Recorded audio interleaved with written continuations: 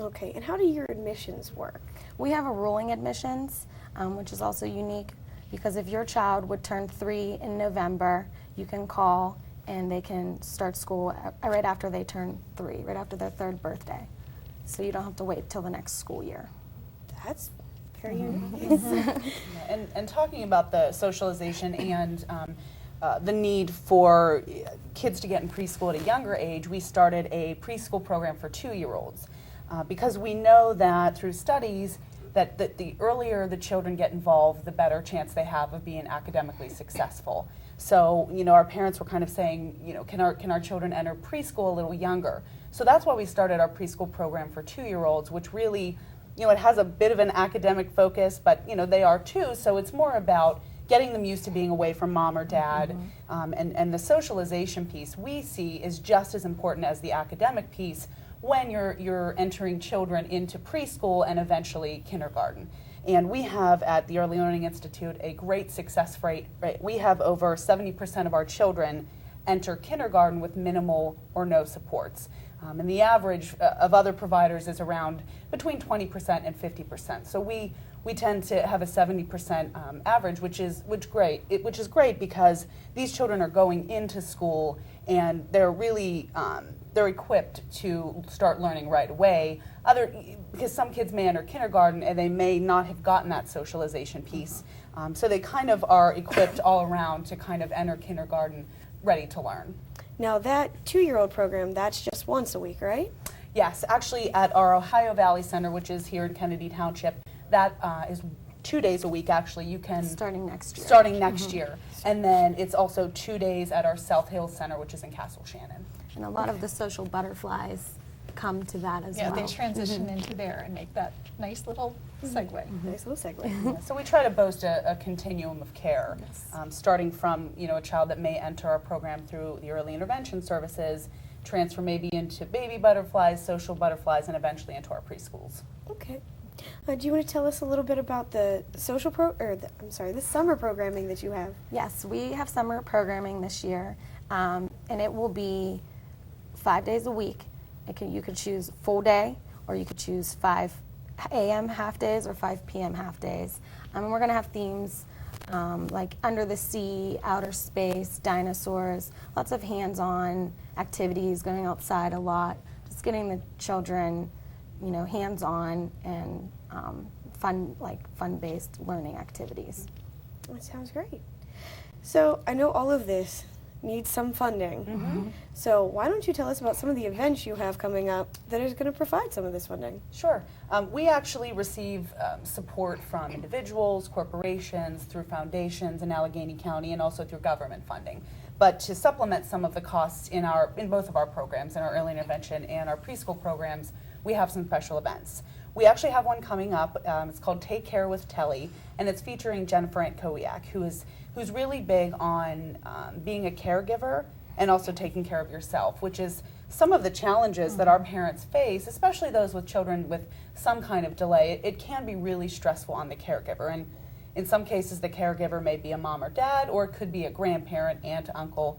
So this event is really just centered around learning some tips on how to take care of yourself while taking care of others.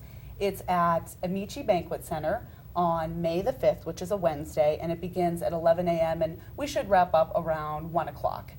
So it's an event for anybody to come. It's a nice luncheon. It's $25 per ticket. And again, you can find the information on our website at telipa.org. And that's in May.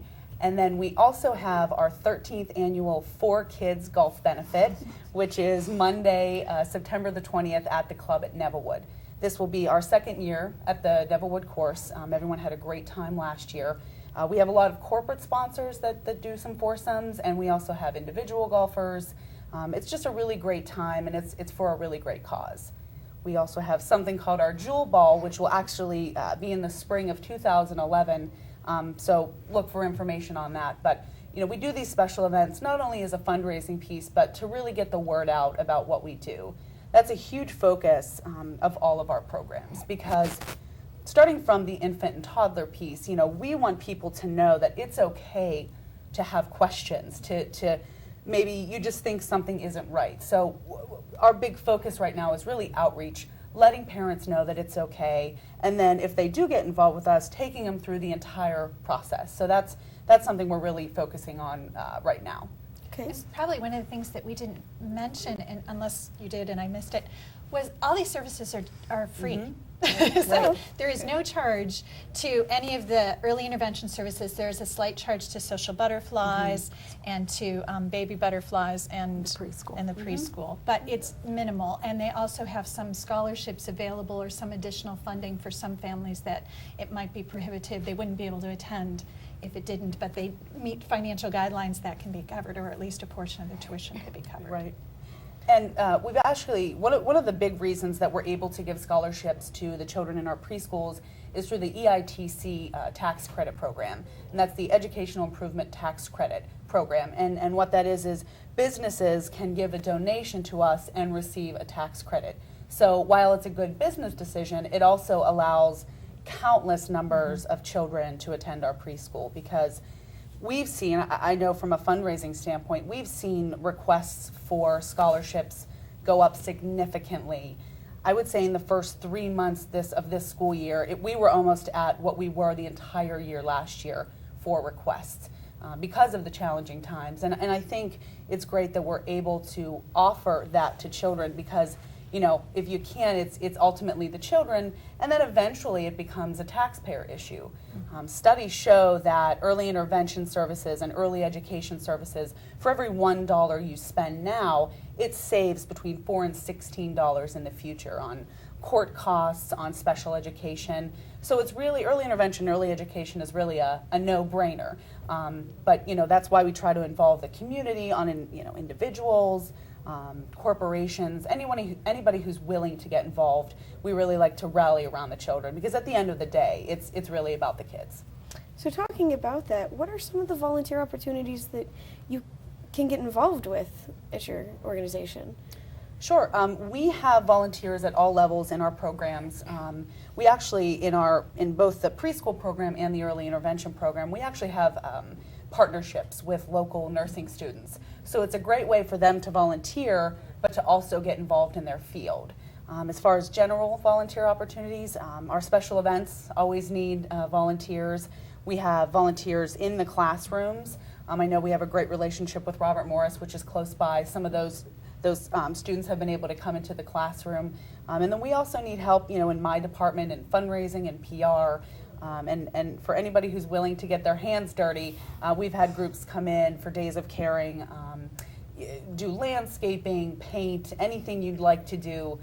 We're willing to kind of help you out with that need. So, people can certainly get in contact with me or anybody in the programs and express an interest in volunteering, because it's really how nonprofits like us survive. All right. And we also, they do provide some of the internships within the early intervention piece of it too. So you can kind of, when you're still in school and you're trying to figure out what age group you want to move your way towards, you can shadow some of the therapists. And we have OTs and PTs and speech therapists that will come along with us and kind of get a sense of what a home-based service would be like, or what service delivery would be like in a daycare setting.